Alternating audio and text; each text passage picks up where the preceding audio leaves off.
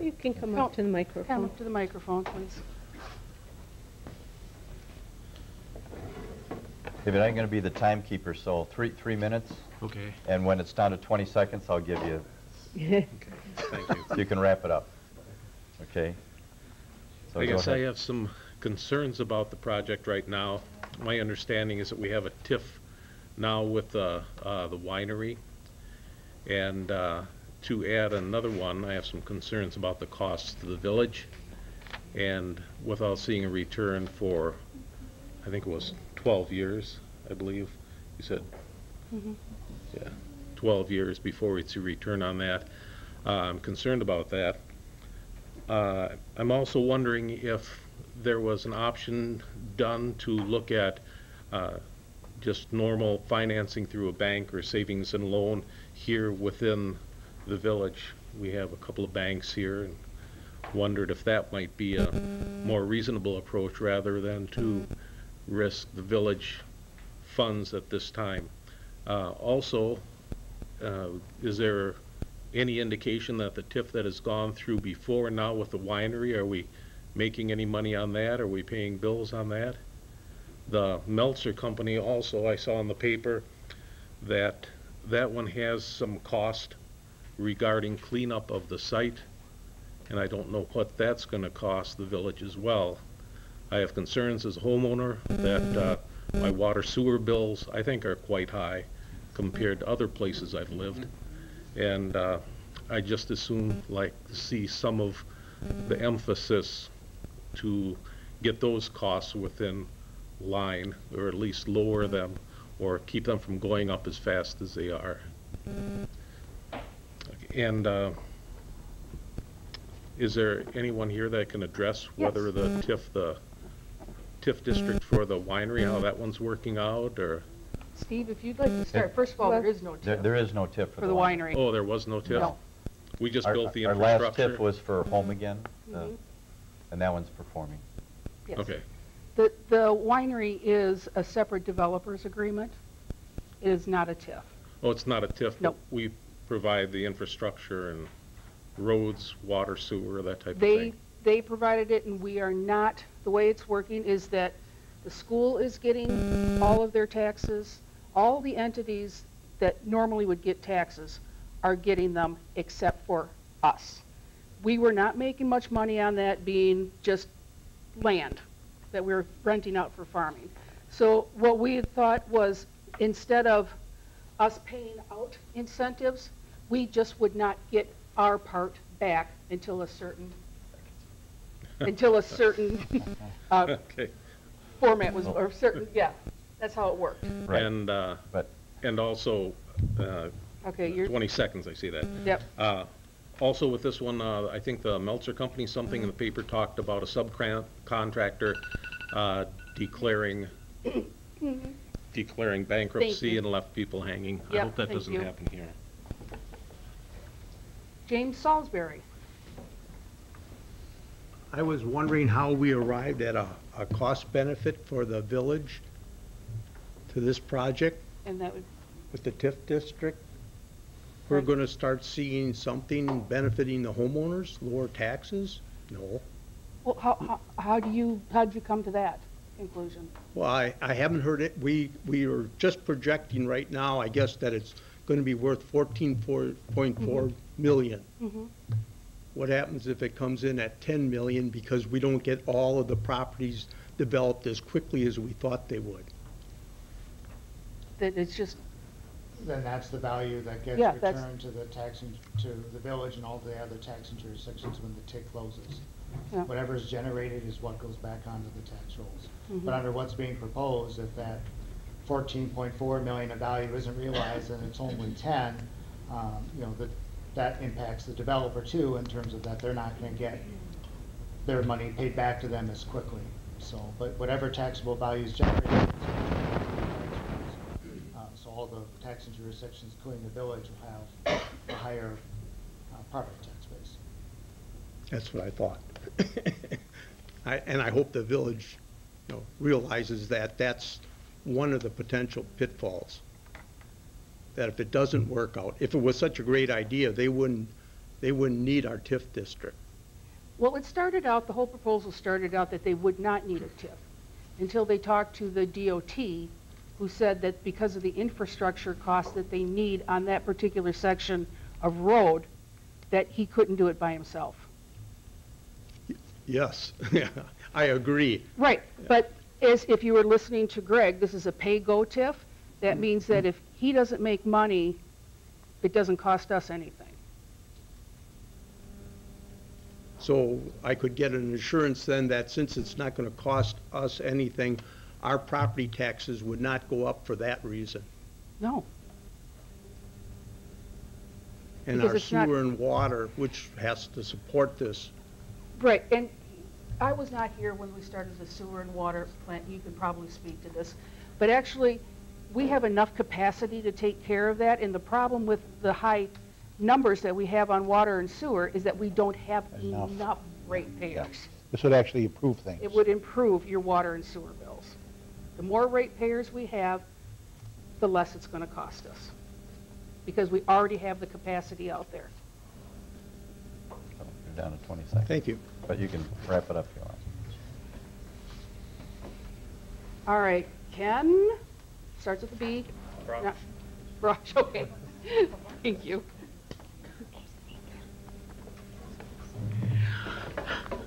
Good evening. My name's Ken Brosh. I live on Scogan Road, and I have a couple of concerns that I'd like to address with this particular district. Is that Cambridge, in my opinion, over the years has had has historically just tried to keep a small town atmosphere around itself. And I think that's a good thing, and it's one of the reasons we moved here in the first place and continue to reside here. My concern with this district is, number one, its placement is in the entrance, the main entrance to the village. To me, that doesn't sound like a good place to put those kinds of businesses. And I'd be real concerned about putting in businesses and lower-end apartments in the first place that people look at when they come into the village. If you are going to do this kind of development, I don't think that this is the place. You're asking to put in commercial properties when there are commercial properties available in town. You go downtown sometimes and it's dead. And maybe we need to find places to do that before we do the other end. So those are my main concerns with this type of a district. So Thank you. thank you. All right, Sarah Babcock? Good evening. Hi. I guess my biggest concerns about this are related to traffic and to water. I was reading the proposal, and one of the things that I noted was that there's been no known environmental studies performed within the proposed district, and what would be entailed in a environmental studies, and would they not only address the area of that the buildings will be on, but also the adjacent areas. I live on West Ridge Circle, and already many of my neighbors have significant water problems, and what would be done to ensure that the adjoining areas would not also be negatively impacted by this significant development area. My other question is related to traffic. It sounds like there's maybe some roundabouts planned, but already just going on 12, getting to Madison, that's a really congested area. And what planning would be done to help with that situation? Because it's already a very congested area, especially around the beginning and end of the day. And I fear that adding some businesses as well as significant traffic inflowing into those roads is accidents waiting to happen unless we really plan thoughtfully to ensure that it's a very safe intersections for all of the additional traffic that will be there. So. And that would be the DOT does that, right? The DOT does all of that traffic planning? Okay. So they would be the ones doing it? It wouldn't be the 7 of us doing the traffic planning. And the first question was, every development has to have a stormwater plan. So nothing's going to get built willy-nilly without anybody being able to sit down with the developer and say, this is your stormwater retention, this is your stormwater runoff plan. That is part of every developer's agreement and every site plan.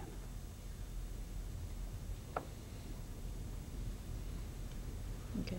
Anyone else? I think that's a lot of people's concern, though. Okay. Well, like I said, it doesn't just get built. We just don't give him Right. carte blanche and say, go for it, do what you want. It just doesn't happen that way. It's, as you can tell by what they had said earlier, this is just the first of many, many meetings. Right. So, and all of those things will be talked about, and all of those things have to be adhered to by the developer.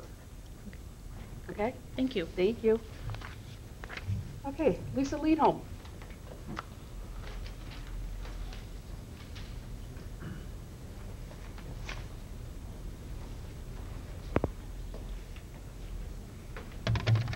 Good evening. Thanks for the opportunity to speak for a few minutes. My husband and John and I have been proud residents of the Westridge subdivision since 1986. And I've had the pleasure in the last week of going door to door and speaking with almost every resident in the Westridge subdivision regarding their concerns and questions regarding this proposed project. And as I've spoken to them, and they can each tell their own story in their own personal committed way. It's true, the majority of the people in the subdivision have had tremendous water problems. Water seepage into their basements despite ongoing sump pumps operational. Some of you on the board may have affected family members who have had flooding in their basements this year. And it really concerns us in terms of the impact of the development behind us and our own backyard. Our yard is on the very edge of the proposed development. So we're extremely concerned about this.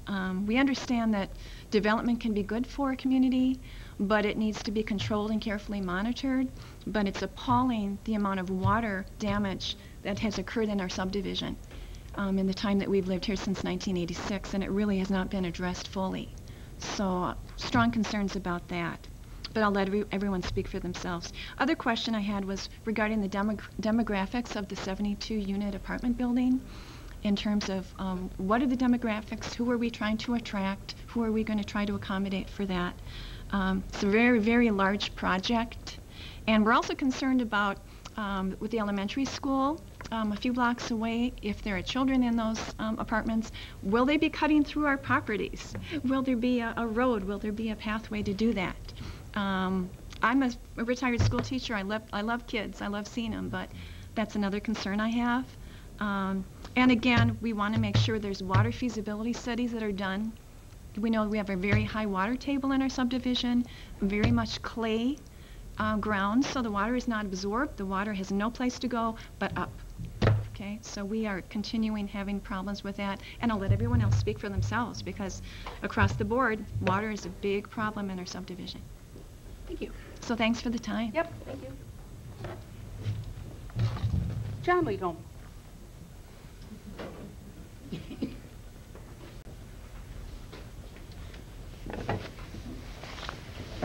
Good evening. I'd like to thank the Planning Commission, first of all, for holding this meeting, and secondly, for allowing us to provide our input.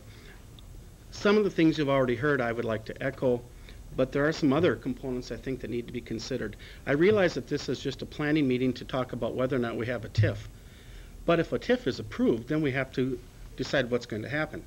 Well, some of the things that, if the TIF was approved, it could negatively impact our downtown. We already have many vacant storefronts downtown. And if we are going to go commercial on the perimeter of the village, I think that would even more negatively affect that area.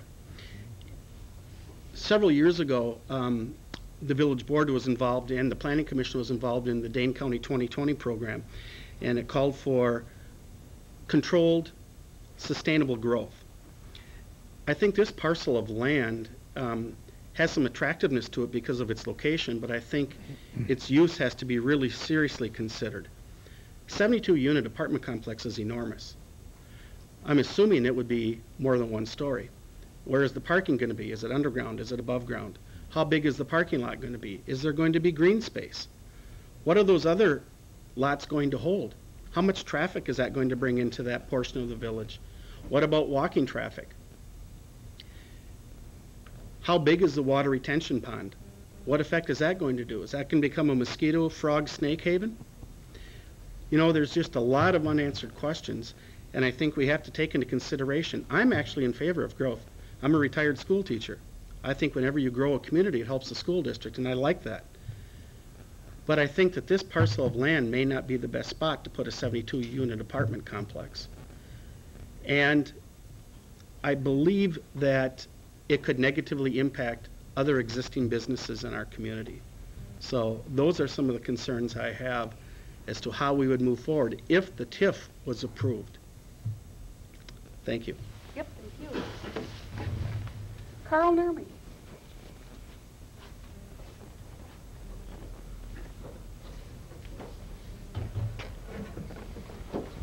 Well, the meeting's been cordial up to this point, I guess. All of the problems that have been expressed, and I represent a homeowner, but I'm also part of the Midnight Sun Condo Association. And I appreciate the comment that developers are going to be held to these standards, to this standard, to this standard. But you can come into our association and developers that did things upstream caused water to come into our houses, just like people before me. I don't know that those developers ever got held to any standards. I know the village had to build a berm to keep the houses there on Water Street from getting water up to their stairwells. I don't know if the developers that ever did that up there were held to any standards. So somebody has got to give us assurance that developers will be held to a standard. The man just before me. You're going to throw up enough concrete or asphalt. There's tons of water coming down to my house. I don't want it. I don't need it. I've had water. There's underground springs there. It's a history that has existed forever. And if you're going to build a big thing out there, I'm going back 10 years. It has nothing to do with this subject we're talking about. But it was brought up that, you know, that's the entrance into Cambridge. Look at the junkyards up there that at the time, Cambridge could have done something about it, and they didn't. So you have a big responsibility. I wouldn't be in any of your positions, but this thing has got to be thought through carefully. Thank you. Gary Pesorski? First off, I don't think that mic really works that well. The mic is for, the mic is for. I'm going to yell if you can't hear me, and then I'll just stay here. So Steve, got 3 minutes, okay. I can't believe I've been here almost 20 years. I'm following Carl. Yes, I've been in that land of the Midnight Sun, where I moved in '99, and just before that, the village did get sued along with the developer for redesigning that, what I call Babbling Creek, but when I'm at the village, it's the drainage ditch. So out of it, they redesigned it again. I lived there when we had that nice big flash flood, when Highway 1812 got redesigned and the culverts by the pig, and that downsized, flooded. Guess where that water went? Right back up where the land is being developed and came down my drainage ditch, which my basement got flooded. So, right, developers say they're going to do this, but it doesn't happen.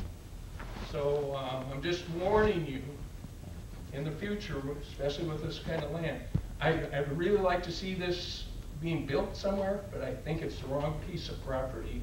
At Cambridge, I noticed has the creeks, has the marshland around it. That's why we're having trouble building around it. So just be prepared for it. So. Thank you. Hope you heard me. Mike Day.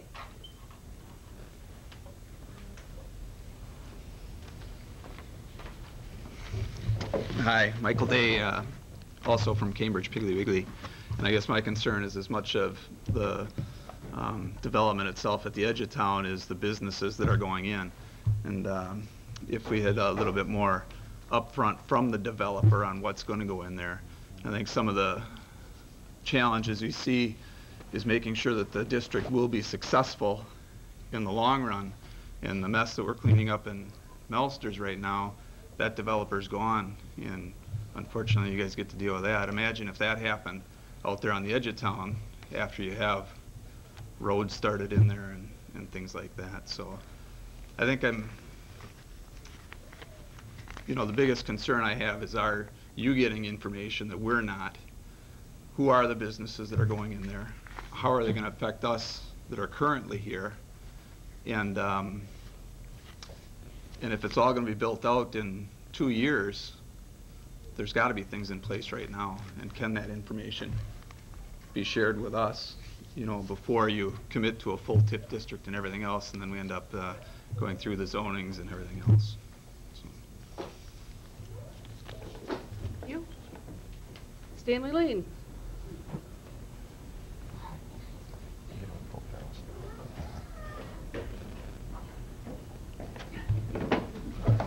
Thank you. I just have a few questions. One is in the area of the rental properties. Is this going to be a Section 8? I really don't want answers tonight because I know you aren't going to give me any answers because you don't know. I'm sorry, I won't apologize for that, but I appreciate where you're at. Some of the questions pertain to dealing with 66-111, which is a tax incremental finance statutory language. Has the village had a full positive compliance of the statutory requirements to establish this TID? Does the law have a stipulation about the amount available for residential of the TID? In the original TID language, it was in there. Does the law require a percentage of the TID to be designated blighted? I know that was in there. I put it in there. And if you don't have blighted area in a TID, it should not be formed. Is anyone in the village willing to sign an affidavit indicating that the aforementioned questions have been properly addressed? And we go back to TIDs 2, 3, and 4, and even TID 1. The village was never in compliance of 66-111. And if you don't believe me, check it out.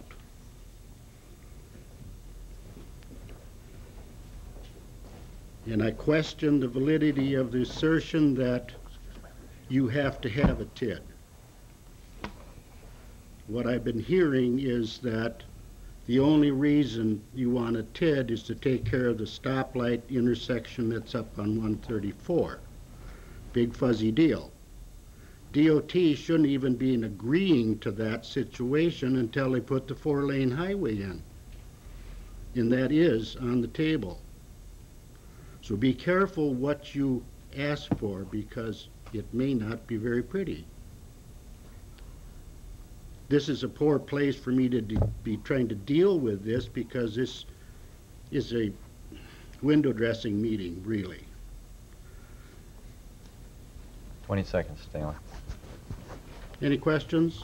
No, you raised. Oh, and for the edification of the board, I am that person that lives outside of the village of district that is reportedly anti-TID. But for your edification, I was the main drafter of that language, and I'm proud of what we put together, and I don't like the village fiscally raping my school district with the old TIDs. Nope, time's up. My timer didn't go off. Timer quit. All right. Judy Klingborg?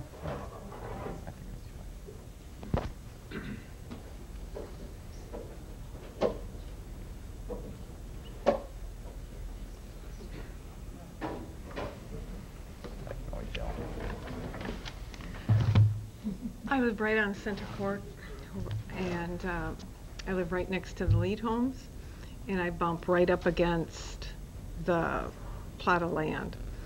And my concern is that probably with the new complex tax increase, as far as we would probably have to hire full-time police and fire department, as far as we have volunteer now, but if we have the extra apartments, we would probably need full-time fire department.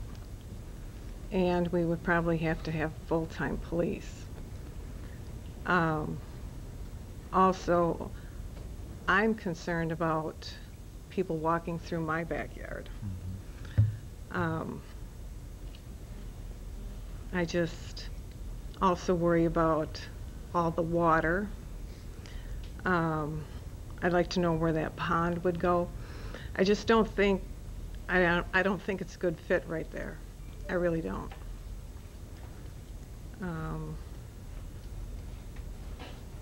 I guess that's my concerns. Okay, thank you. Charles Rush.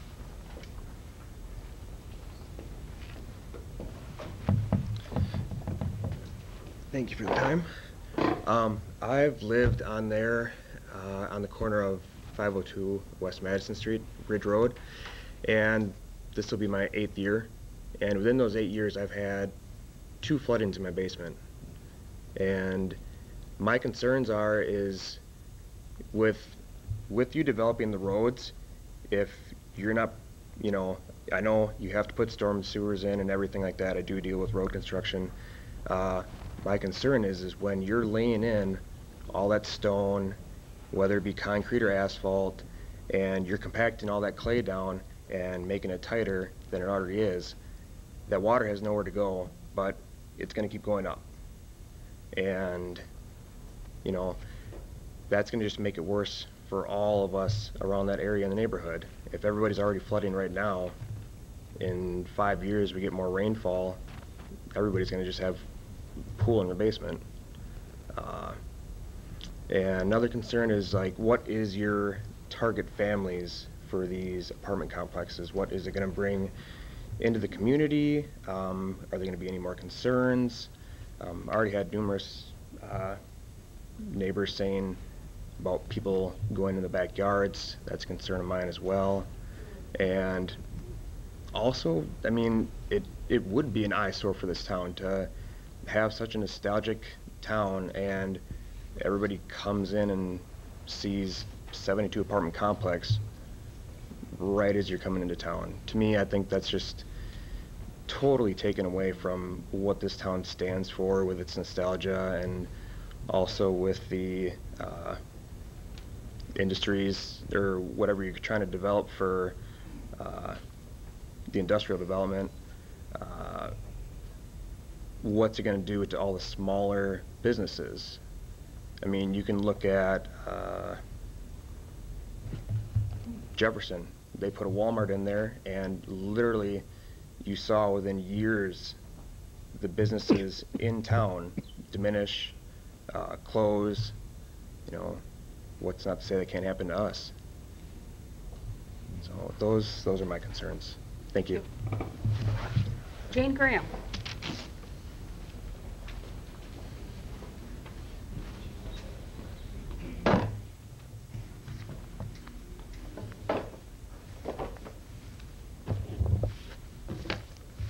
Hi, my name is Jane Graham, and I've lived on West Ridge Circle for many years, since 1985, and I'm a retired teacher. And in my backyard is the town of Christiana. It butts up to my property, which I still live in the village, and behind my property is the ditch line that everyone is talking about. And this ditch line, we have to be careful with it. There's lots of concerns about it. And I was just wondering, does our village have a long-range development plan for our village? I mean, a large scope? Yes. Good, thank you. Has there been any other developers that are interested in this site? No. So this is our first developer. So I don't know what the hurry is. Let's let the winery establish themselves. And that's a beautiful building, the Mackenzie Museum, which is the winery now. And I'm sure they want to showcase that area. And with this other development, it's kind of an unknown right now, so we're not really sure what it's going to look like. So, and it's not really fair for the winery, and they haven't finished their developing there. And we have a lot of beautiful natural resources in Cambridge, and I think we should really be real concerned about that. And there's no hurry for all this development. Let's let these other areas finish developing first. And I feel like Cambridge is really special in my heart. I've lived here for many years. I even lived in the town of Christiana. I even lived in the town of Oakland. So I've lived here for many years besides 1985. And I think Cambridge is a gold mine. We just have to wait. We shouldn't be in such a hurry. And the winery already has 2 apartments. Are they all filled? The one that's open is.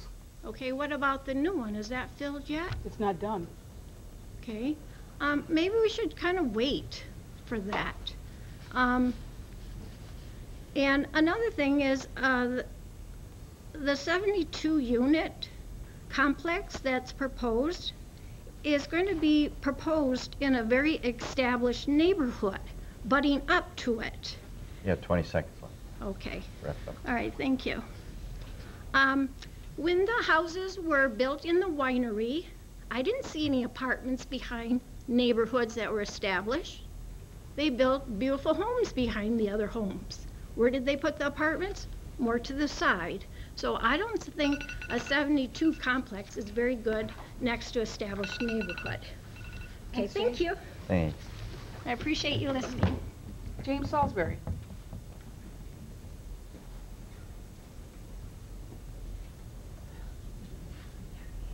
Is he still here? I don't, James? 118 Westridge Circle? I spoke earlier. Oh, okay. All right. Lynn But I do McGraw. have other, I also live on 118 West Ridge Circle. Okay. We also have water problems Okay. and the same Lynn. concerns that were voiced. Thank you. Okay. Okay. Okay. No, this is going to be hard to take for many. Quite frankly, I'm totally behind this. Cambridge has had a lack of housing for a long time. I think it's about time we get rid of our elitist attitude and decide that we need to get people out of environments that they're in and the strips and get them into housing. When you're looking at 72 units, I think that's a big one to start, maybe 2 buildings. However, I think we should look at it as part of it being income restricted, part of it being regular restrictive. And here's my issue. I'm also on Westridge. Quite frankly, I've never had water in my basement. It doesn't come up in my yard. I'm right on the crook. It doesn't come up. We don't have an issue with it.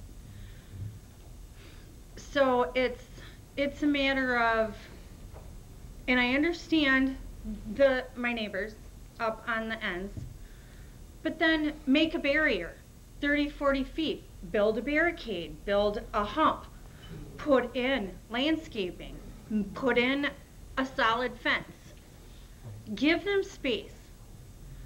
But Cambridge needs housing that for those that are here working minimum wage or close to minimum wage jobs needs housing. We do not have it here. I've been here over 20 years. It's never been here. And I think it's about time.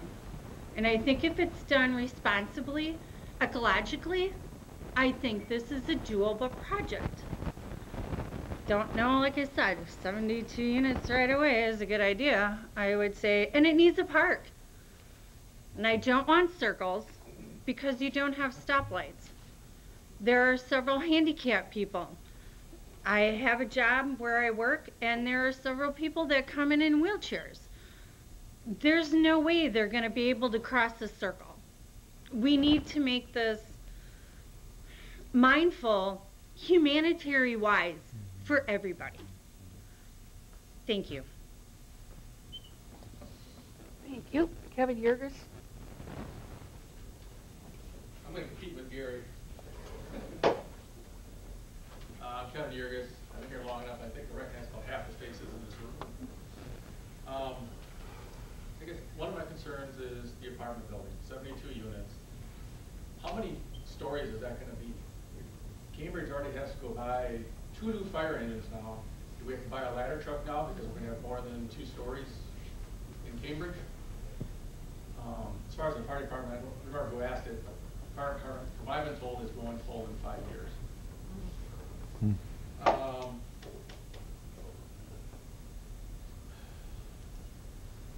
The Melsters plan, I'm assuming that was rushed, because obviously we're dealing with it years later. I don't want this to be rushed. I mean, dealing with something years later. I do have a problem not knowing what's going to go in there. I understand the village has a say of what businesses, but in order to come up with their projection plans, they have to have some idea. Storage units, you pay less per square foot than you do a production site. You know, you pay a certain amount if you're a grocery store or a clothing store. It differs. So they have to have some idea of what sizes these are going to be, how they're going to be divided up. They must have some idea of what they want to see go in there. But I know if this goes wrong, all you up front are going to be answered to from all of us. I don't care who goes in the apartment buildings. I don't care if it's low income, high income, whatever. People are people, good or bad. It doesn't matter what their income is. And I understand, yes, it could lower our water and sewer costs. Hopefully lower our taxes, because they're going up at the full-time EMS, the full-time fire, the firehouse, the engine. Our taxes are going up and up and up, and I can't afford it anymore. But that's all I have to say. Thank you. And I don't want to see our local businesses get hurt. They've been supporting Cambridge for so long. Why shell them out? You put new buildings in there. Those are going to fill up, and downtown is going to look like more abandoned buildings.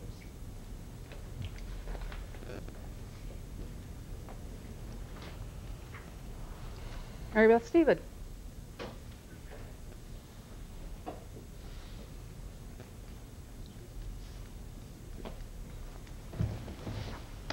I have lived in Westridge Circle or that area since 1984. Was one of the first homes in the area, and I can say that this year has been a particularly wet year in my basement. I can think of since August, about 3 weeks, I have water in my basement right now, standing. I think when I moved in there, I was told that it had been farmland, and if everybody in my neighborhood is now experiencing water with an especially wet year, and I know it's an especially wet year, it makes you wonder about the whole lot of property. It makes you wonder what was used to be a farm and what still is a farm or is still like acreage, that maybe that isn't the best place. If we're already experiencing problems, is this saying that whatever property is built in there is part of the same land and there are acres in there that are not usable, right? Mm-hmm.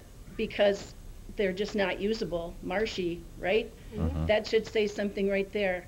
Another concern I have is that from a picture I saw, a map I saw, the traffic from this 72 apartment building, which is another big concern, goes right out to 1218.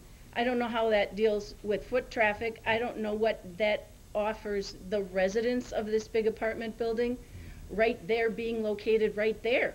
They get to go out to 1218. Well, if we have kids, they either play there, are they gonna go out to 1218 and ride their bikes over to the store? Or ride their bikes over to Subway, or ride their bikes to school? I just think this property, I think it's a good idea. I think we need some affordable housing. I just don't think this is the place for it. I don't know about a 72 apartment building either. That seems really huge. What do we have in Cambridge right now that has even half that? Even a fourth of that? No. Why would we go so big if we're gonna add affordable housing? That is a question I have. And I also have learned in the past week to be a little distrustful here about information shared. A week ago, I was told that this was a rumor, that this was just something someone made up. And tonight I'm finding out, nope, it isn't. So now I'm a little bit distrustful of the board giving out information. Thank you.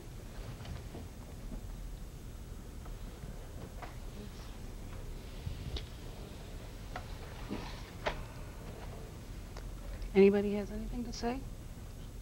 I put mine in. Oh, did you? Katie Jeffries. Okay. I'm just going to talk from back here, but Mary Beth said everything that I wanted to say. I am at the very top of West Ridge Circle, and the apartment building would be exactly right in my backyard. I am terrified of the water. 10 years ago, we had to totally rip out all of our carpet, just like everybody else. Well, there were some exceptions, but it was very, very frustrating. I'm terrified that this will happen again. I'm also terrified about, I love the small town feel. And I've heard rumors it's going to be a quick trip, and we already have 2 gas stations and a McDonald's, and I've been here for 28 years, I've taught here for 32 years. I don't think that's what I imagine Cambridge would turn out to be. And maybe those are all rumors, but that's what's being said. And that makes me sad because that's not the Cambridge small town. I think that's a lot of apartment buildings, 72, and like Mary Beth said, why that many? Do we really need that many? I know we need affordable housing. I would love to see some single family homes or some duplexes or condos back there, but a 72 unit apartment building, and what Mary Beth said about those, if there are kids there, where are those kids going to go to get through to town? All the way on the highway through town or to school? That just doesn't seem feasible.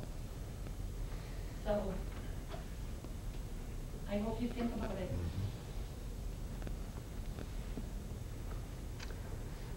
All right, first of all, I would like to say that we do think about it.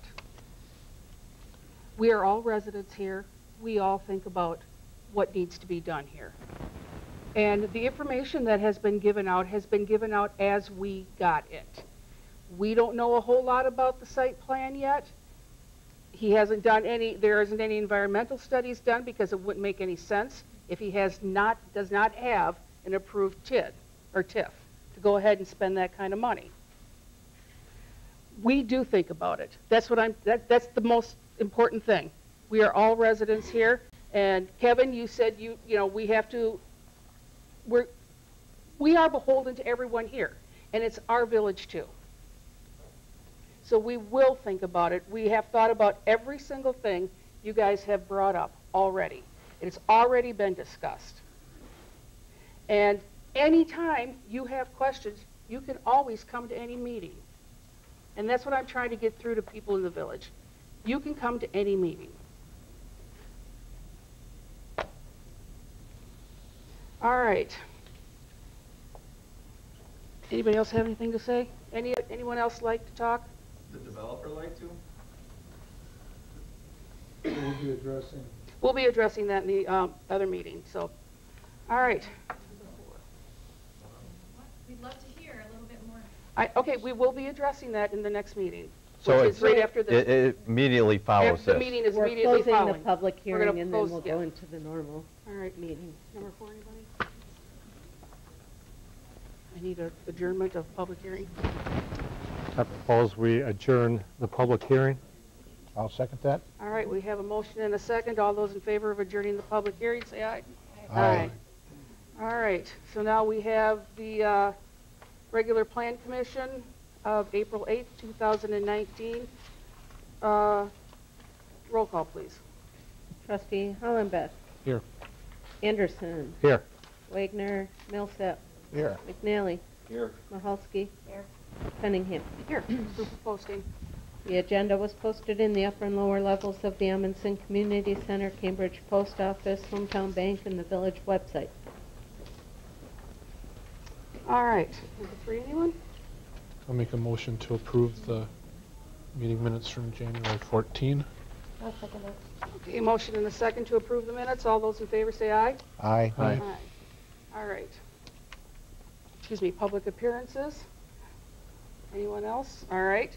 New business, discussion and possible action regarding the Plan Commission Resolution 2019-1, resolution designating proposed boundaries and approved a project plan for tax incremental district number 5. All right, Lisa, where do we go on? I don't know if you have any more questions of Greg, what this resolution does Okay, do anybody? and what the next steps would be. Yeah, if I there's- think that most people in this room, including myself, are looking for more information. What we have in front of us is very vague, other than the 72 unit stands out real big. If you have any more details that you can share on what is it that you are planning on doing in that area and why you chose that area to do that, it would help, maybe. Well, the development is proposed to be taking your existing zoning districts that you already have established ordinances for and overlaying those opportunities on parts of that property that we deemed were suitable or useful for those types of activities. I will start with a minor clarification. The newspaper article from last week, I'm just going to offer 2 points of clarification. One, we're not proposing a 72-unit apartment building. We are requesting your RH density overlay for that parcel. It is totally to be decided in the future, the type, composure, and quantity of actual units that will go on that approved parcel. And secondly, there was a reference made to that the developer was going to build out and lease all the commercial buildings, and that is inaccurate. As I have represented in previous meetings, this is the equivalent of me building a commercial business park for the village. We're willing to take on the risk of the infrastructure based on potential lot sales for the Village of Cambridge to have an opportunity for businesses to locate here and potentially provide services that you currently do not have available to your residents in the village. What type of services? Well, anything, if you're familiar with your zoning ordinance, we requested the BH commercial zoning district to be overlaid over this property. A business highway? Business highway. All right. And are there, how many permitted uses are there for business highway? Do you know? I think that's a trick question. No, there's many.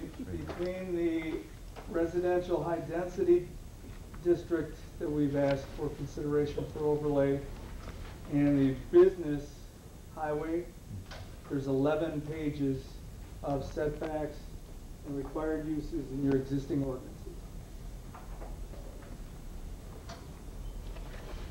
I thought everyone had to have a cup, but there was very few exact permitted uses. Yeah, it's all done through, a CUP, commercial, right? Go ahead and say it out, whatever you asked out loud.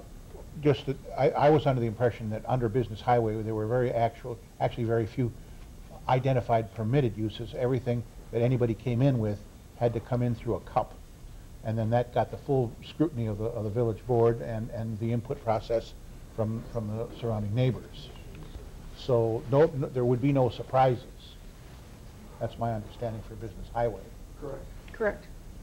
It will all, That's correct. everything that he wants to put in will come in front of the board. Piece by piece, every single piece. Right. Correct. Yeah. And a note of clarification, nowhere have we ever proposed roundabouts. We just know from preliminary discussions in our due diligence process that in order for development to take place that has ingress and egress onto 12 and 18, there is a certain amount of potential intersection improvements that are going to need to be made. And even though those are off-site, they're adjacent to the district and thus makes those TID eligible expenses. And in the preliminary estimate that you have, there's about 650,000 currently in that estimate, Mark. Not for roundabout, but just for traffic improvement.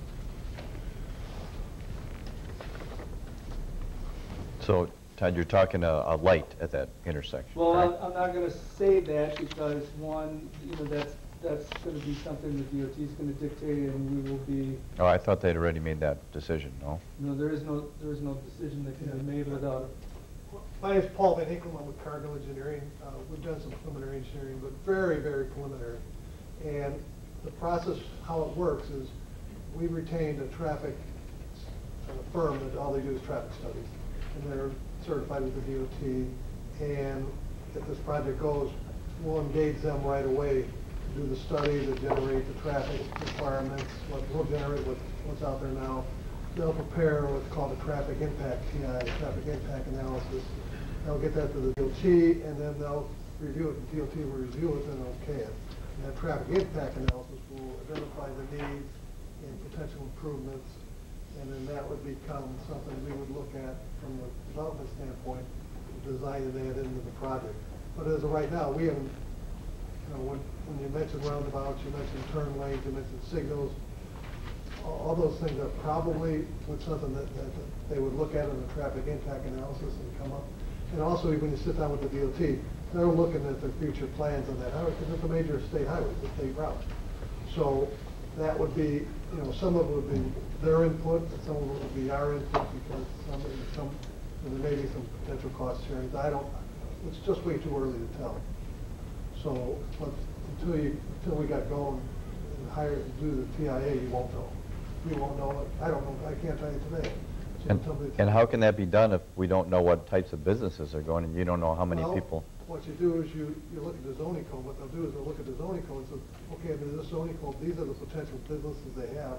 Okay. And they have done enough analysis to then generate from those businesses, this is the kind of traffic. Like they've done, from apartments, they'll tell you how many units, how much traffic was generated a day. They'll tell you how much, what kind of business, if it's, whatever, based on square footage, based on use. They'll have those numbers, and that's part of their analysis. And then they'll have traffic counts from the highway. So, and they'll look at all that, and they'll basically design that intersection, and the DOT will have the review process through that, So they'll take the maximum or the worst case scenario on all those? Yeah, they'll do it for 20 years, 40 years, they'll have that all designed, and then they won't give you, and then you gotta get really an access permit. This project will need an access permit from the DOT. They won't give you that access permit until they agree, look at the traffic impact analysis and agree to it. So, and once they agree to it, then they'll talk about, I suspect they may cost share. I don't know if they will, they may not. Well, I believe they've approved an access there. It's just a question of what form it's going to take. Yeah, but we haven't got any of those discussions with you. So, but, and even if they approve the access point, they still won't give you an access permit until they look at what you're going to generate. Okay. And potentially what you're going to build and things like that. But that traffic analysis impact statement is pretty detailed. It's pretty extensive, and we spent a lot of effort on that. So, and we don't design the road till we get that done, because we don't know turn lanes, we don't know roundabouts, we don't know what signals, left turn, rights, all the decisions won't come until that traffic impact, and that's the first thing we do. Okay, thank you. What about the water let's address issues that have been? Stormwater? Yeah. We have done a Big little issue. analysis on the stormwater, just from the standpoint first of all, you've got an existing farm ground with row crops, which is probably, from a runoff standpoint, the worst situation you can have, because there's nothing to soak in the water, basically. It blends down the roads and things like that. So when we did the analysis, we assumed it wasn't gonna be row crop, it was gonna be some kind of meadow or prairie, so it's not as worse. And when we're looking, we assumed on some of these lots about 80%, just for a rough number. You know, you gotta look at every project, every different, we'll have to present that to the village, and their engineers, your engineers will review that. But we just assumed 80% impervious, and how much stormwater would we need in each lot, and we kind of size those out for those lots. Wow. And then we're gonna need the road, and we have a separate outlot just for stormwater for the project. So I'm very comfortable there's enough land and there's enough facilities there to build the stormwater requirements to meet the village's requirements. So will we help somebody with the groundwater coming up in their basement somewhere in the subdivision around it? It would probably help, but I can't guarantee that. You know, what I can tell you, we won't increase the rate of flow from this off the site now until when we're done. It'll be less. I can tell you that. Or your engineer won't approve it, and you guys won't approve it either. So, but until, you know, as Todd mentioned, it's zoned. I think the zone density could call for 72 unit apartment building. It may not. You don't know. So until you know what's going to be there and how much parking, if they have underground parking, all those things, those all goes in the design decisions that we'll have to come back in every parcel and come back and probably sit here and discuss that with you later date. So I got a question based on the TID, page 23, when you're talking about the various lots. And you've got lot 6. And you've estimated 1,154,000. Needs wetland exemption.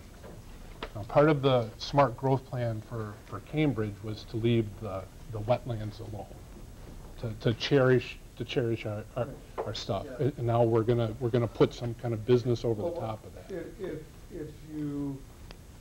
If you actually have an overview of the site without any of the proposed development on, there's a buffer of non-wetlands in between the actual wetland pocket and the existing service station and other businesses, like where the subway is and where the service station is now. Mm-hmm. There's an acre of what would be deemed developable land back there, but there's no ingress and egress to it.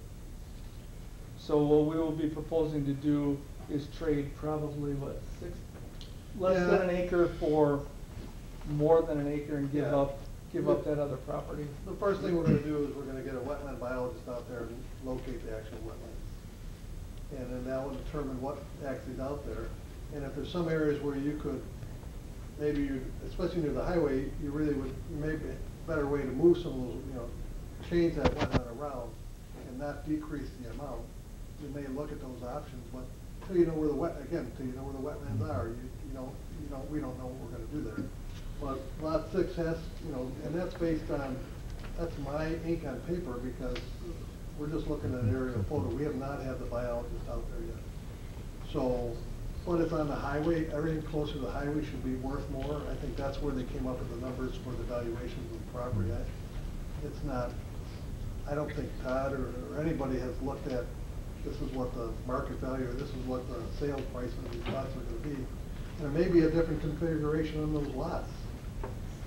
That's something that we just put together, I don't want to say generically, but based on little information we had, that's how we laid out those lots. So, the zoning lines would stay the same, but we'd have to come in with a certified survey map or a subdivision plat, that we'd have to come back to the planning commission and the village board to get it approved. So, those are all things in the process. So,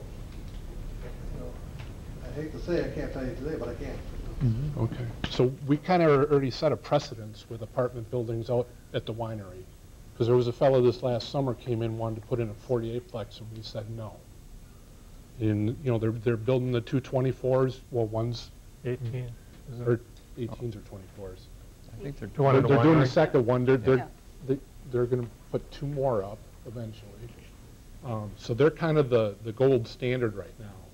So, like everybody in the audience, I'm a little concerned about a much larger place that wouldn't be up to the same kind of standards that we've already told the developer you can't do. Well, and that just should play to your own statement that you guys do have control of the final outcome of the development of that parcel. Do You know, the assumptions, and I'm going to speak for Greg for a second from others, the assumptions were based on the proposed zoning overlay that we're asking for that parcel. So assumptions for TID increment potential is based on 72 units because the zoning would potentially allow it. That doesn't mean that you're going to vote to allow it or that you'll be happy with the buildings that could be presented in the future. So that's in your control.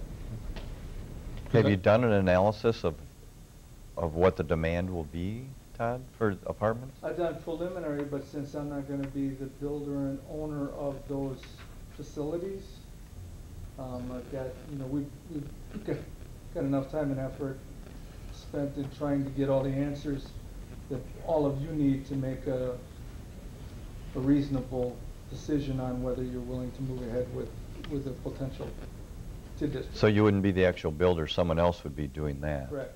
Okay. Correct. That's repeating the disclaimer that I started with this evening about, and I'm not calling that article out. I just wanted to clarify the fact that we're asking for that density that would allow for 12 units per acre to be overlaid on that parcel, but that we're not making any proposals for the quantity on that acreage or the types of building. So it could be condos, maybe? It's not going to be constructed and brought to you by me. Because that was a subsequent concern, if something gets presented and we say, no, we're not going to allow that, then have you step away. I mean, who steps into this TID then? Do we have any control over a possible different developer coming in? And how does that affect the numbers that you presented to us here? Well, if there were less units per acre, the ability to satisfy the increment regeneration to the developer would get stepped out a few more years. It's not going to cost the village anything. That's true. I mean, yeah, the market could appreciate and the units could be worth more even if there's less. So. And I get the feeling if I keep on rereading the title for this document, and it's a draft project plan for the creation of a tax incremental district. We're actually not voting to approve any tax incremental district today, right now, at all, right? You're only voting to consider letting it go to the village board on the 23rd. Greg, I know you already did it, just explain the process again. Right, so, you're required under the TID statutes to hold a public hearing, which is what you're doing, and the project plan is the document that's required to be prepared under the TID statutes. So, the Plan Commission makes a recommendation to the village board. The village board wants to create the TID district. They approve a resolution stating as such, and then it goes to that joint review board for final consideration. By creating the project plan and creating the TIF district, you're putting the tool in place to have the TIF district pay for eligible expenses. Right. But all of the projects that are identified, or the types of projects, the specific development plans and any rezoning, all of that follows. But the bottom line is, though, is that we're not creating a TIF today. We're creating, we're approving a plan that might result in the creation of a TID. Well, but this commission would be making a recommendation tonight to the board as to whether to move forward or The board not. would make a recommendation to the joint review board, and Right. they were the ones making the decision. So it is The a joint- first, it is a first step. Yeah, okay. Yep. And it's based on this design, Mhm. or this proposal? The boundaries. The boundaries. Right, the boundaries would remain the same. Yes. You know, regardless of who develops what, the boundaries of the district are going to stay the same. You can amend the boundaries of the district after a TIF district is created. You can do 4 boundary amendments over the life of the district, whether that's an addition or a subtraction. You get 4 total. So like a lot of members in the audience, safety is one of my big concerns. Well, water and safety. Safety for the residents getting out of this 1-lane road onto the interstate or onto the highway. So you got the kids, and then we're right off the property, just like a lot of you people. I don't want people from that apartment building taking the shortcut to school walking through our property. I don't, is there plans on how we're gonna walk or bike or out of this? You'd have to look at that site and, you know, how many units and where they're gonna be and what they're gonna be, where they're parking. But I suspect there's a rear setback on that site, and there could be a buffer, there could be a berm, there's probably gonna be a stormwater facility back there that you couldn't really walk through. You know, for example, you'd have a swale or some kind of bio ditch or something to that effect. So there will be probably some kind of created natural barrier. And I'm sure you guys are familiar with the site that kind of peaks in the center and it drains off to both the east and the west, kind of generically. So you have two different drainage basins there you're going to deal with. So I suspect if somebody develops that lot that may or may not look like it is on this drawing, that there won't be much way to walk backwards, because there's nothing there. You know, the road's going to be in the front, the parking's going to be going that way, there's going to be a sidewalk up there. So unless, you know, but if that becomes a concern when that site plan comes in, whether I do it or some other engineering firm does it, those are things, yeah, let's address that for that specific project, and we'll develop a berm, we'll develop a fencing system or some kind of landscaping to discourage that activity. And we do that all the time on projects we do for multifamily or condos or even subdivisions, you know, you'll have that. So I just, until you get a lot farther down the process, but you know, we took a bunch of notes here today, and that's what we heard. We heard stormwater, we heard traffic, we heard those kind of things. So we kind of, as we go through the process, that sticks in the back of my mind. I've been doing this a long time. Well, I'm going to have to come back here again, and that's what I heard. And you deal with that all the time. So those are issues that are. I like landscaping. I like berming before I like fences, but you know, those are all options. So then you're taking any foot traffic up to 12 and 18 and then along the main street. You know, and people who, and from the standpoint of the development, they don't want it coming the other way either. For security and other things, you know. So puts the hurts on the grade school. It goes both ways. I understand when you live there, I don't want anybody. But, you know, there may be an attraction there or something, somebody wants to run over there for something, I don't, you know. Well, you don't want people wandering through this other lot. Let's say because there's residential in the back, and there's commercial in the front. You wouldn't want people coming that way. Traffic corridor. So those are ways, from the engineering standpoint, we try and design out of that. So it's very unattractive, or it's very tough to do those tasks. Would there be an opportunity to go to the south and have foot traffic to the school? Have we looked at that? Well, it could, but you know, you got a residential subdivision straight to the south. I don't think anybody wants anybody going through there. Well, it kind of touches the school, no? No. So maybe to the west, or maybe, you know, we're going to come up with the sewer along to the east line, but there's some wetlands over there. I just, you know, maybe there is. I mean, it's the interceptor. Yeah, I mean, I think it would be inappropriate to take that discussion too far down the road tonight, because we're not here to propose a facility that's being built. We're here to discuss the fact that if the village wants this potential development opportunity here, it's only going to happen if we're able to agree to create a TID district, first and foremost, and be somewhere in the parameters of the zoning overlay that we've requested for this process to move forward. And, you know, I mean, the existing groundwater that you know, You know, a lot of my family members are impacted. I've learned over the years with many midnight calls to my in-laws to replace sub pumps and bail out their basement. I understand the burden of having those activities happen, but we can't address existing groundwater issues in basements now. All we can do is design and engineer to stop and retain the runoff and not impact anyone offsite. Well, then I'll ask a tax question. So the cost for the EMS and fire, is that going to increase? And are we going to be able to cover those costs with the TID in place for possibly 20 years? I know we have talked about the increase in cost for our village staff, plowing streets and whatnot. There could be something through the developers agreement that could maybe reimburse the village. I don't think we talked about fire and EMS. Should that be part of the proposal? Okay. And So I there's- did reach out to Greg, and I think you started the process to try and identify what those impacts Yeah, I could be. mean, in terms of the way your fire district agreement, Lisa provided me a copy of that. I mean, the village's share is entirely driven by your total equalized value. So any increase in your equalized value, whether that's in a TIF district or not, is going to impact your contribution to the fire district. So Right.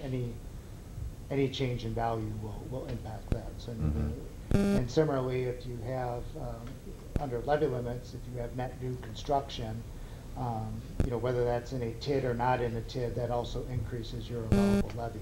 So, I mean, from complying with those agreements, you know, if you see any increase in your value, that's going to change your fire department contribution. And those are net improvements to our situation as opposed to net unimprovements to our situation?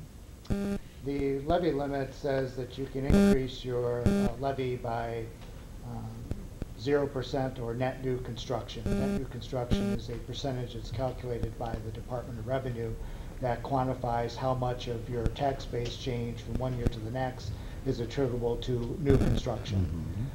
So, you know, any new construction that occurs within the village, whether that's in a TIF or not, is going to influence that net new construction number. So while your allowable levy goes up, if you get an increase in your value, but so does your contribution to the fire and EMS department. But we don't have that number identified based on this proposed increment yet, because you don't know what the formula would be. Your agreement just says it's based on your total equalized value. So as you see development, that number goes up, that formula is going to change. Whether you see development in a TID or not, it's going to change. Go ahead. Okay. I've been listening to the audience tonight, and 17 people spoke. 1 was in favor, 16 they had concerns. And it seems like we're down to about 4. And one of these, there's nothing we can do. Businesses that are going in, is there going to be any impact to our downtown? When you and I talked about this way back last November, Todd, you couldn't give us any idea as far as who it is that you're talking to. Can you share anything with us tonight? No, I mean, in fairness, the handful of businesses that I think that would fall under your business highway zoning district that we've had discussions with, those discussions were conducted under a non-disclosure agreement, so no. Okay, all right. But you have to understand that there's no pending sale tomorrow because project won't go through without an approved TID district. And we don't even have the appropriate zoning overlay for us to be,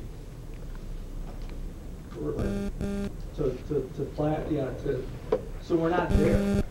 I get it, but again, this Yeah. is just one of the concerns here tonight. Okay, let's move on. Number 2. What are your housing plans? The 72 unit maybe that could be reduced down to condominiums. Is there anything in there about affordable housing or Section 8 housing?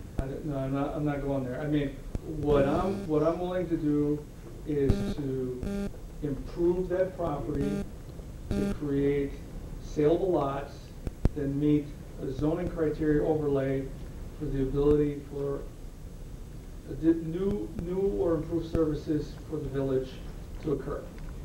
Other than that, You know, there's nothing there's no done deals, there's no backroom sales, there's no, and I don't have, you know, I mean, I've been doing this a long part of 40 years now, and I was trying to find a crystal ball, you know, back in the 70s, and I still haven't found it to tell me if I should or shouldn't be doing what I want to be doing, so. Okay. There's no hidden agenda. But it's not section 8, and it's There's not... I have entered into no negotiations with any multifamily developer. All right. We got to talk about water concerns. I realize it's really difficult, but there were a large number of comments about water. So how do we assuage the concerns of Cambridge residents with this proposed development insofar as drainage and water? One, Lisa, is anyone from Town and Country here tonight? Yeah, we have Greg Dressler. Yeah. Greg, you want to step up? Thank you.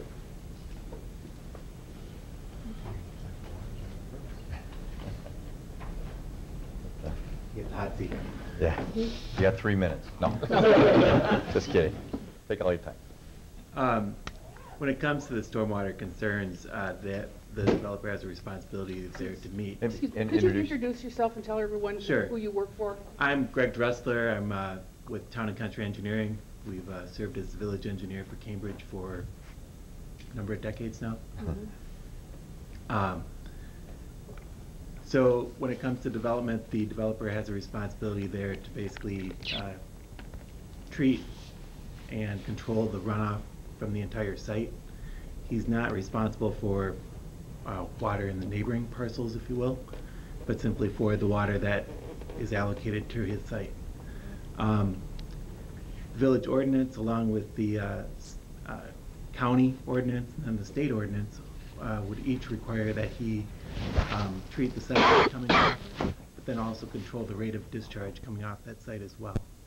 So everyone gets kind of a kick at it, if you will, as far as making sure that he meets the ordinance, the requirements there when it comes to stormwater flow.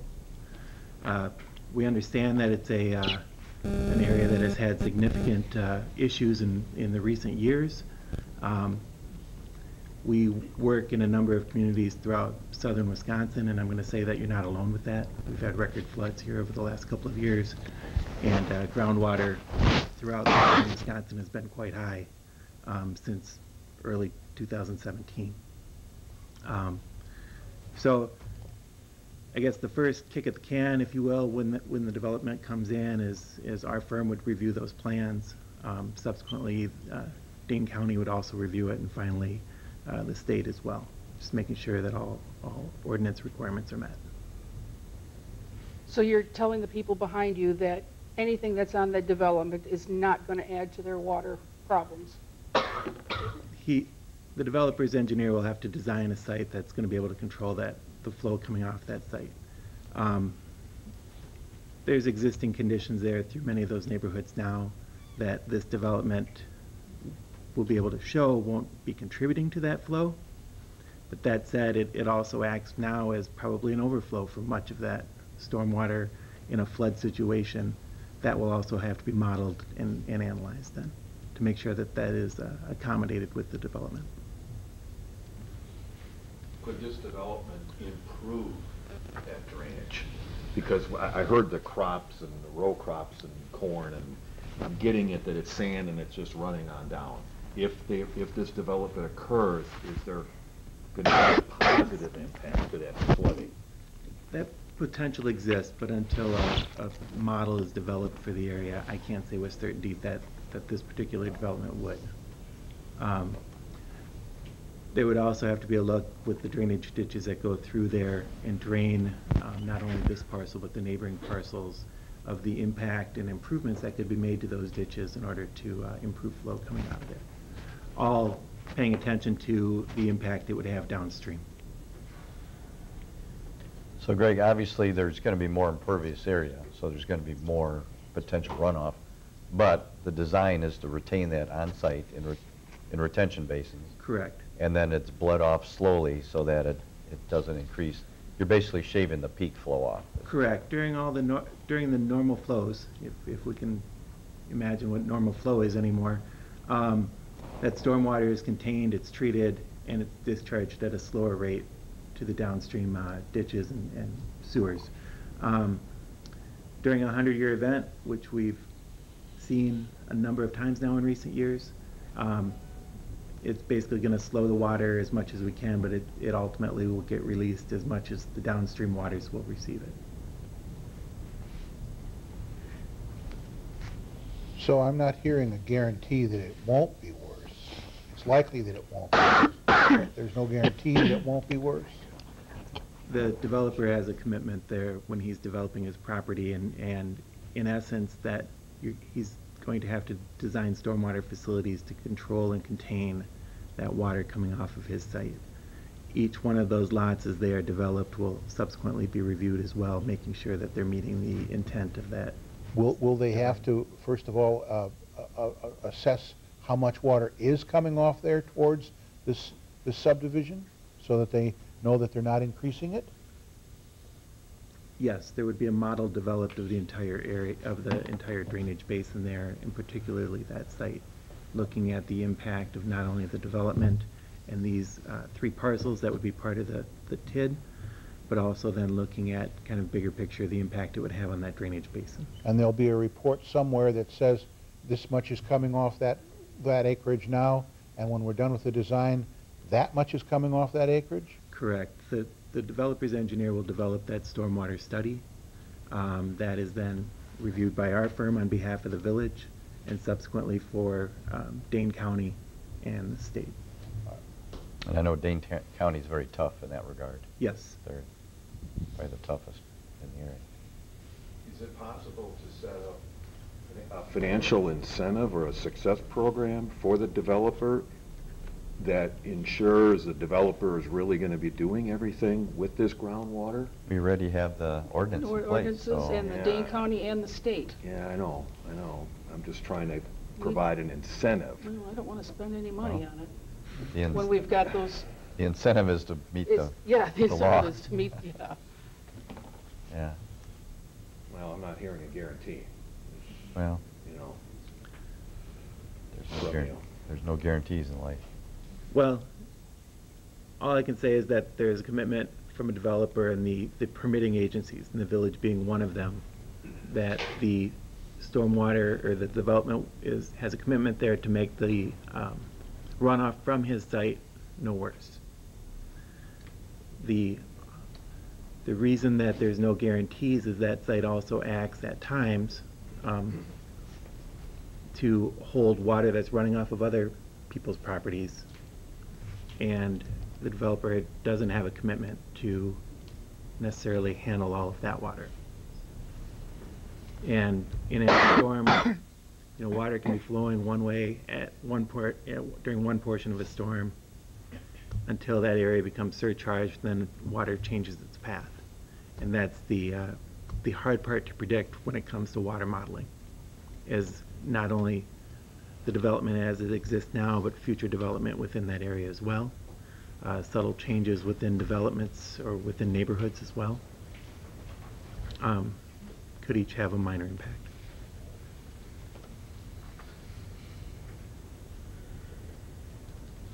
Would practices such as rain gardens or any, or infiltration basins versus detention basins?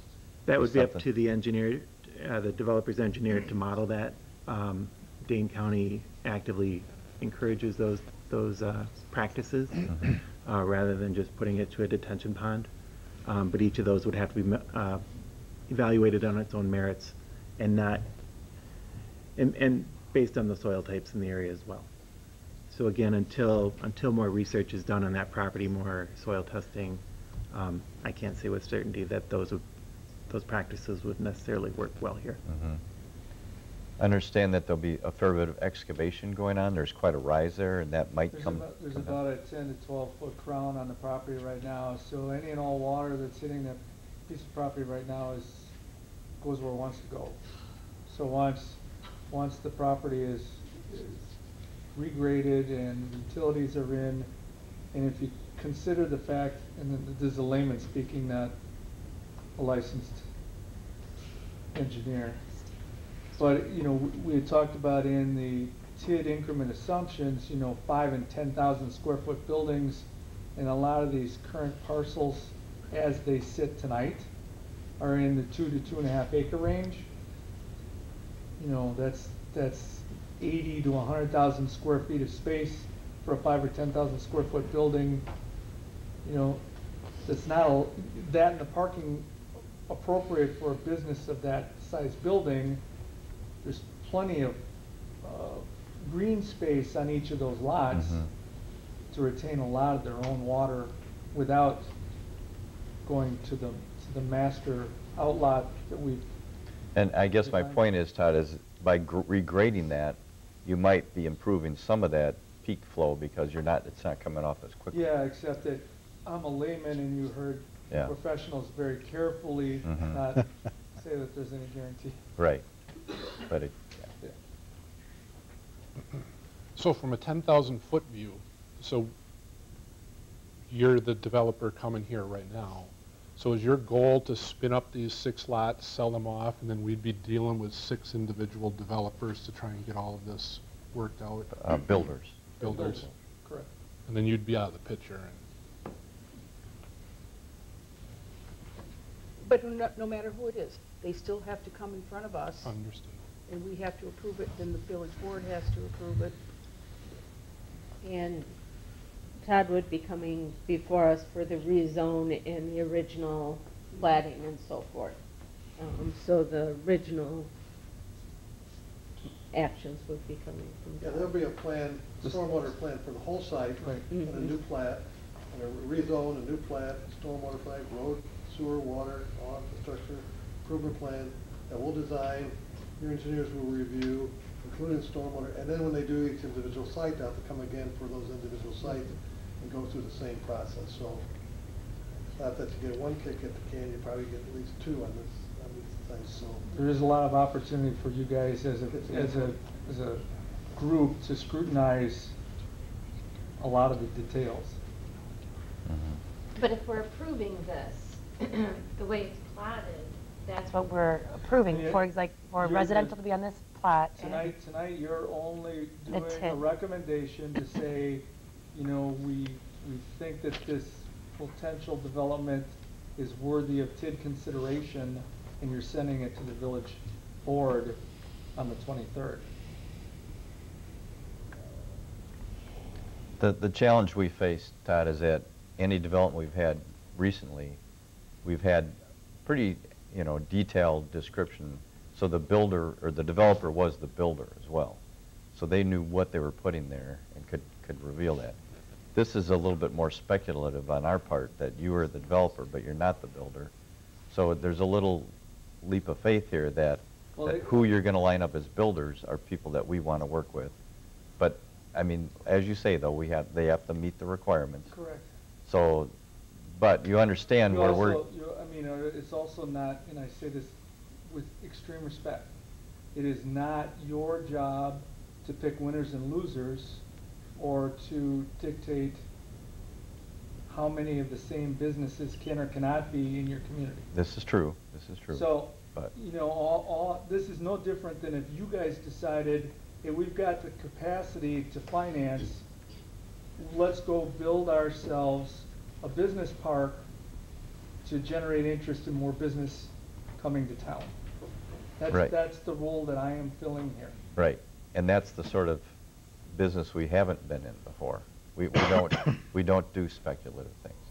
But you're taking the risk in this instance, so that's helpful. But you still understand that we're a little concerned. But I don't know, then that means that you're uncomfortable with your own village ordinances. Well, Because your ordinances for zoning are very specific on the types of businesses that you have deemed are allowable for this village. True. So you can't have it both ways. You can't say, yes, we're comfortable with our ordinances, and then say we're uncomfortable in not knowing who could come when they have to actually adhere to your ordinances. And that's you can't, two and two don't add up to four then with that Yeah. type of. No, and I get that, but this is another step in that we're now financial partners in this.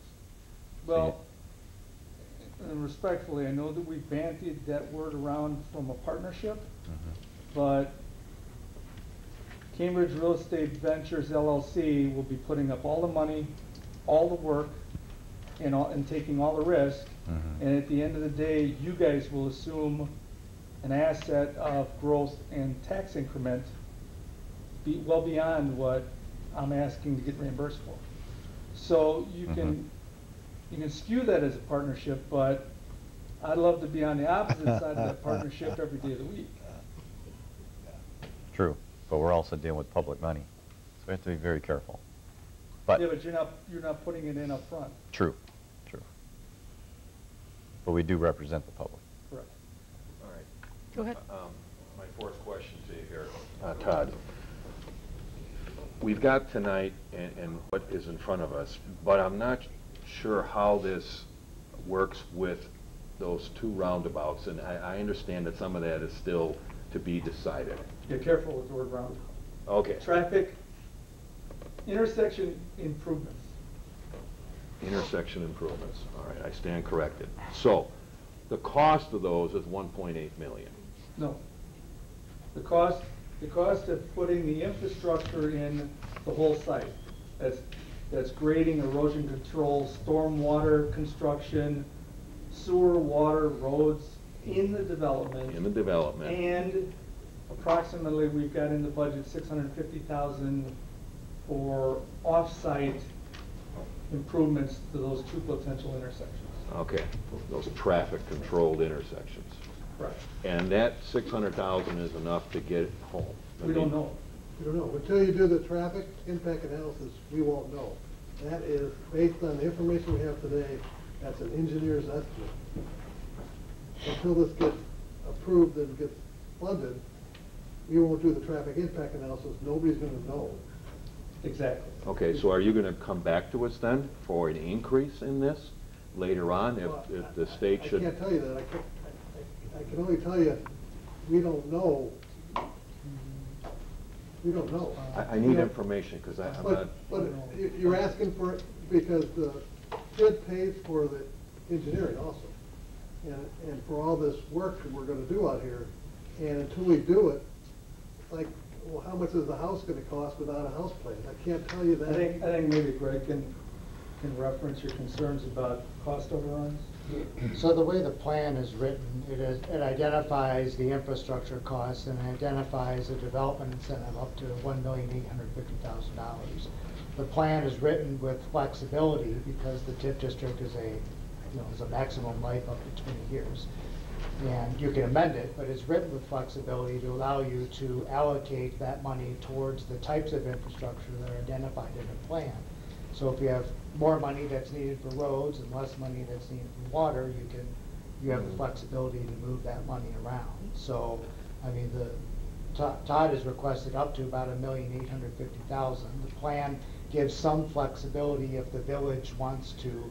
If the numbers come back and they're slightly higher, the village is comfortable incentivizing at an amount that's slightly higher, the plan gives you some flexibility to do that. If it comes back in, it's twice as much as what was estimated, then and the village is still interested in pursuing the development, and the developer is still interested in paying for all of it, you might need to amend the plan if the amount comes in substantially higher. But the plan is written to give you flexibility to use that roughly $1,850,000 towards a variety of the infrastructure improvements that are necessary. I suspect if you're dealing with the DOT now and they're telling you a price, some of that impact's going to be on our roads.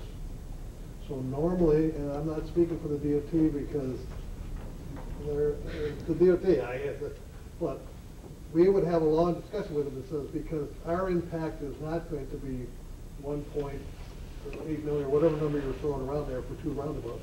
That's not our impact from this development. So we would represent that we're only responsible for the impact that this development's going to generate.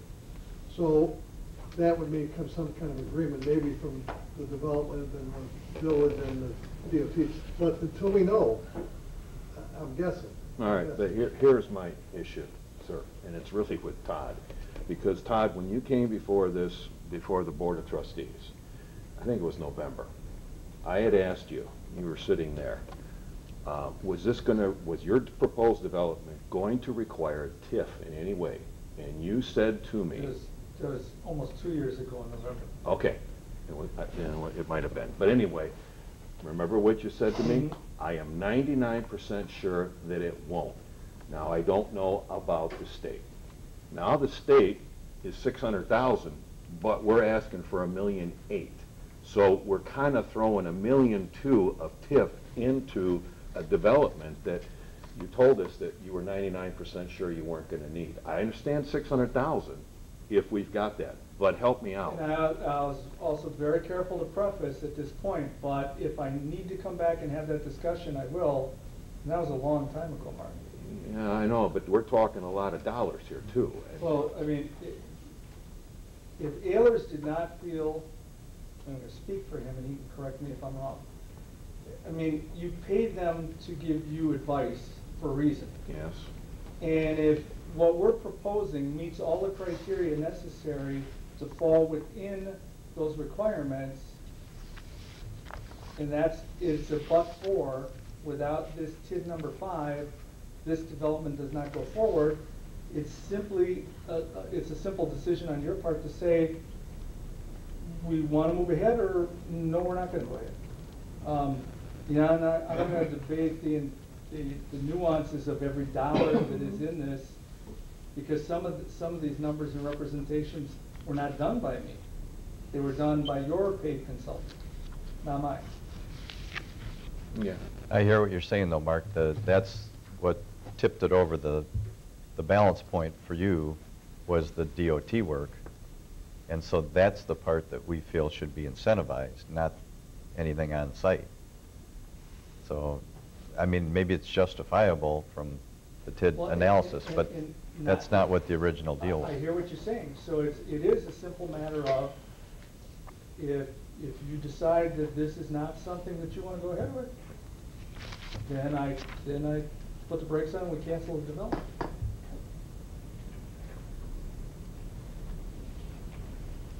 Yeah, I know, and we're going to get asked to vote on that. And I will say now, I think you are, you know, a responsible person. I'm just stuck with this, you know, the comment that was made 2 years ago and where we're at today and what's fair for the residents of Cambridge and everything that's happened. I respect that, and I've probably also been viewed as a little bit avoiding answering some questions because there's a lot of intangibles and a lot of nuance, and if I don't have an ironclad answer that I can stand behind, I'm not going to give you one. So, shame on me for that, but I did leave the caveat in that comment to you nearly 2 years ago. I reserve the right, if something changes though, to change my discussion. Thank you. Thank you. Is there a chance the dollar amount could go down? Have any of your bills gone down the last year? I would like to think so, but you know, in other words, we won't know until we get, you know, all of this, everything fully engineered and done, and that's hundreds of thousands of dollars that, you know, I'm not just going to go spend. That's going to go out the window because that money is only retrievable if we have TID number 5 and approved zoning to move forward with the development. Again, though, this vote tonight doesn't create TID number 5. No, but it's the next step. And if we, will there be more information, or will there be additional stuff to chew on by the time the district people actually do create the TID? Would they be in a position to say, now know a little bit more and this doesn't look like such a good deal? Or have we set the ball in motion and it's just going to happen the minute we say yes here? That's my question. Well, we are setting, or you would be setting the ball in motion, but there's still more steps along the way. I doubt if we'll know more about the development by that point. Will we know enough, will we know by the time we committed that we really want to do this or we don't want to do this. No, but we have the chance along the way to approve things as they happen. It's like when the winery came with their apartments, and we said no. Go back and redesign, and they did. And that's what we're going to get in this, too. And these are the same issues. That's exactly Right. the same issues. Right. And they get the same stage gate approach where we'll have the opportunity Yep. to fix it Yep. when it comes before us. Yes. Yes, we will. Well, in all fairness, so with the winery, you knew it was going to be apartments and townhouses and houses. You didn't know if it was going to be Burger King and McDonald's and Walmart. And none of those places are coming here because of our, Understood, but do we we have don't an have do we have an people. idea? Do we have an inkling? No, and No, and we we don't. won't. I mean, based on the size of your community, you guys You're are not- very blessed to have the quality grocery store that you have here, because you don't have the population density to warrant someone relocating in today's market. And they have done that and served this community well for a long time. Oh, yes. So, you know, it's a numbers game today. So you don't have the population here to generate the same as a 12, 15, 20, 30,000 member community. Deerfield's twice our size, and they can't keep a grocery store. So that begs the question, why you're rolling the dice on us? Why aren't you looking at a 20 to 30,000? Well, you know, this corridor still makes a lot of sense. It's very close to the Madison market for a lot of different reasons. There's still a lot of people, you know, I mean, your fire and EMS, for example, I mean, you're made up of 5 different communities, but you're performing a really good service for all 5 of those communities. So there are enough attributes here to make that worthwhile, but only under these parameters. And he has been asked, because we have to go by ordinances again, there was one direct question, no strip clubs. And he said no. All right, it's not on your 11-page. No, it's not. We're guaranteed of that. Not a permitted use. Not a permitted use. All right. So there we go. On It that has note- to be a permitted use. On that note, I'd like to call the question. Okay. So, You have to make the. you want You'll to have make the motion? motion? You can make it. All right, I would move that we propose Plan Commission Resolution number 2019-1, resolution designating the proposed boundaries and approve a project plan for a tax incremental district number 5. As a recommendation to the board. As a recommendation to the board. So amended. Do I have a second?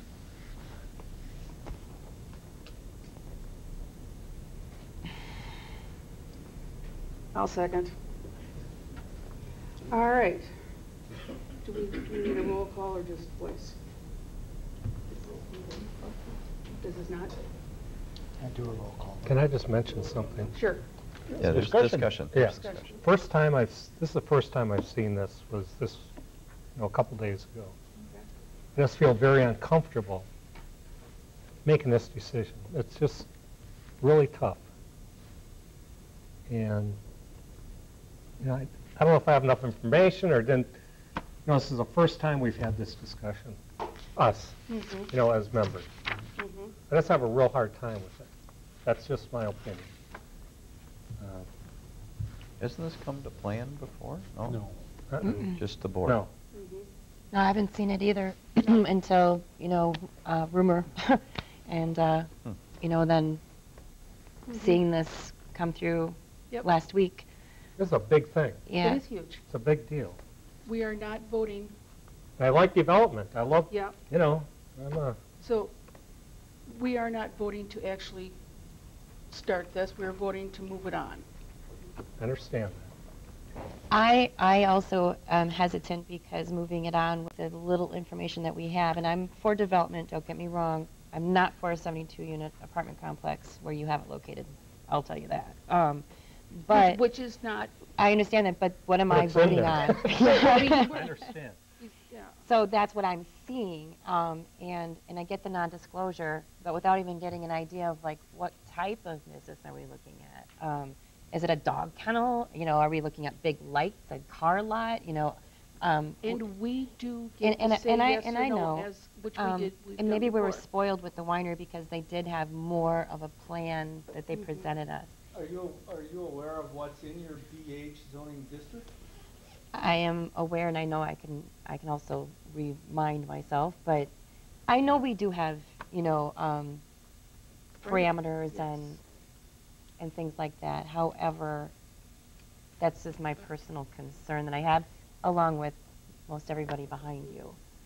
So, The real problem is if we retrench on our requirements. If somebody comes in and says, well, I'll spend this amount of money, but you have to change the ordinance for your streetlights. They have to be, you know, 110% brighter. Or I'll do it, but I want to make the roads skinnier. The problem comes when we retrench on our own requirements. And we don't have to do that. And we don't have to do that. Right. So, And that will come before us. yeah. I'm just going to end up voting against it, and I like this guy. I think he's solid. I've listened to the people tonight. I want you to know it, Todd. The water issues, they're a concern.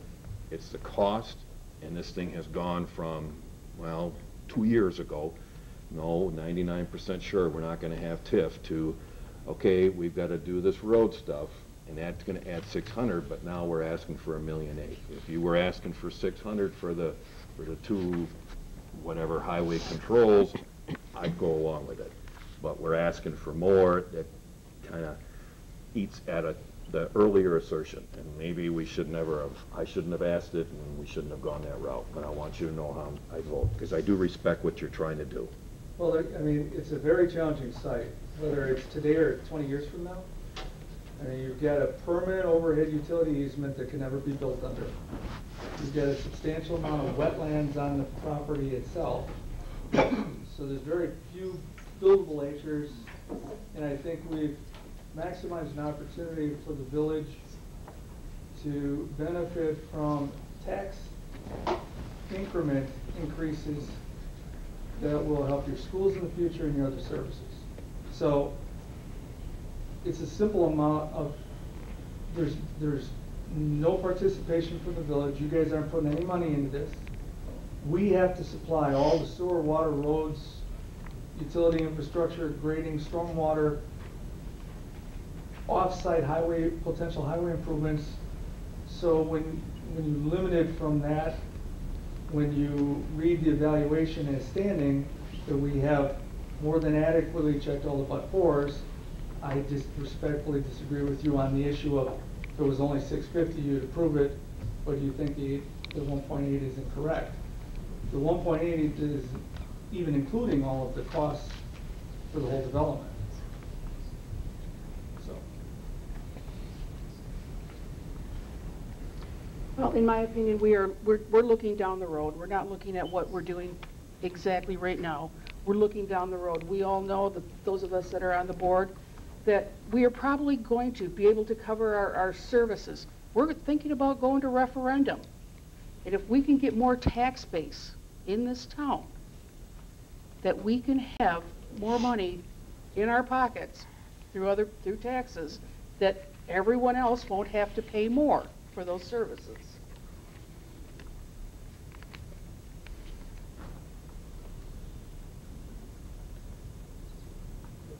All right. There's been a motion and a second. All in favor say aye. Oh, what? Roll call. Oh, you're do roll call? All right, roll call, please. Trustee Anderson, No. Wagner, Millsap, Yes. McNally, No. Mahalski, No. Hollenbeck, No. and Cunningham. Yes.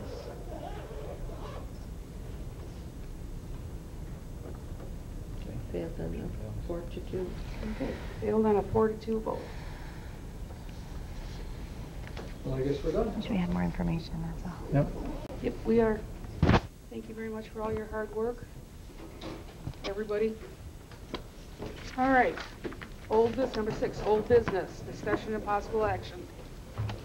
None. Correspondence, nothing. Any other such business that can legally be brought before the committee for consideration on future agendas, questions, or comments for staff? Nothing? All right. Number 9, anyone? I'll make a motion to adjourn.